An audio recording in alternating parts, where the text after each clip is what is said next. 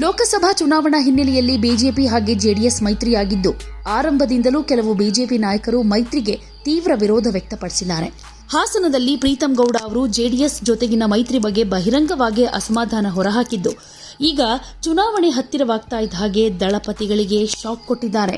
ಆರಂಭದಿಂದಲೂ ಹಾಸನ ಮೈತ್ರಿ ಅಭ್ಯರ್ಥಿ ಪ್ರಜ್ವಲ್ ರೇವಣ್ಣ ಅವರ ವಿರುದ್ಧವಾಗಿ ತೀವ್ರ ಅಸಮಾಧಾನ ಹೊರಹಾಕಿರೋ ಮಾಜಿ ಶಾಸಕ ಪ್ರೀತಂ ಗೌಡ ಅವರು ಹಾಸನ ಜೆಡಿಎಸ್ ನಾಯಕರ ಜೊತೆಗೆ ಅಂತರ ಕಾಯ್ದುಕೊಂಡಿದ್ದಾರೆ. ಕಾಂಗ್ರೆಸ್ ಅಭ್ಯರ್ಥಿ ಶ್ರೇಯಲ್ ಪಟೇಲ್ ಪರ ಪ್ರಚಾರ ಮಾಡೋದಕ್ಕೆ ಬಿಜೆಪಿ ಕಾರ್ಯಕರ್ತರು ನಿರ್ಧರಿಸಿರೋ ಬೆನ್ನಲ್ಲೇ ಹಾಸನದಲ್ಲಿ ಎನ್ಡಿಎ ಮೈತ್ರಿಕೂಟದ ಅಭ್ಯರ್ಥಿ ಪ್ರಜ್ವಲ್ ರೇವಣ್ಣ ಅವರಿಗೆ ಆಘಾತ ಎದುರಾಗಿದೆ.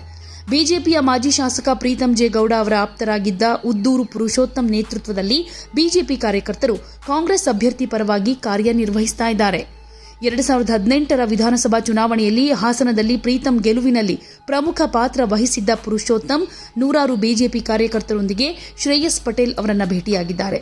ಪುರುಷೋತ್ತಮ್ ಅವರು ಶ್ರೇಯಸ್ ಅವರನ್ನ ಬೆಂಬಲ ಮಾಡೋದಾಗಿ ಹಾಗೆ ಕಾಂಗ್ರೆಸ್ ಪರ ಪ್ರಚಾರ ಮಾಡೋದಾಗಿ ಭರವಸೆ ಕೊಟ್ಟಿದ್ದಾರೆ. ಬಿಜೆಪಿ ಕರ್ನಾಟಕ ಚುನಾವಣಾ ಉಸ್ತುವಾರಿ ರಾಧಾ ಮೋಹನ್ ದಾಸ್ ಅಗರ್ವಾಲ್ ಅವರು ಇತ್ತೀಚೆಗೆ ಪ್ರೀತಂ ಅವರನ್ನ ವಿಶ್ವಾಸಕ್ಕೆ ತೆಗೆದುಕೊಂಡ ಮೇಲೂ ಪ್ರೀತಂ ಹಾಗೆ ಪ್ರಜ್ವಲ್ ನಡುವಿನ ಭಿನ್ನಾಭಿಪ್ರಾಯಗಳನ್ನು ಸರಿಪಡಿಸೋದಕ್ಕೆ ಮುಂದಾಗೋದಾಗಿ ಜೆಡಿಎಸ್ ನಾಯಕರಿಗೆ ಭರವಸೆ ಕೊಟ್ಟಿದ್ದ ಬೆನ್ನಲ್ಲೇ ಪುರುಷೋತ್ತಮ್ ಈ ನಿರ್ಧಾರ ಕೈಗೊಂಡಿದ್ದಾರೆ.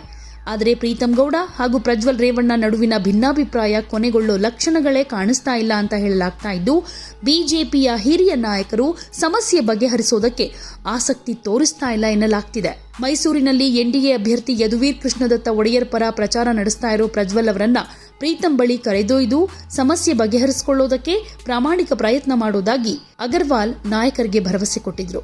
ಪ್ರೀತಂ ಅವರು ಹಾಸನಕ್ಕೆ ಬಂದಾಗಲೆಲ್ಲ ಪ್ರಜ್ವಲ್ ಪರ ಪ್ರಚಾರ ಮಾಡ್ತಾರೆ ಅಂತ ಪ್ರಸ್ತುತ ಮೈಸೂರಿನಲ್ಲಿ ಬ್ಯುಸಿಯಾಗಿದ್ದಾರೆ ಅಂತ ಹೇಳ್ತಾ ಇದ್ರು.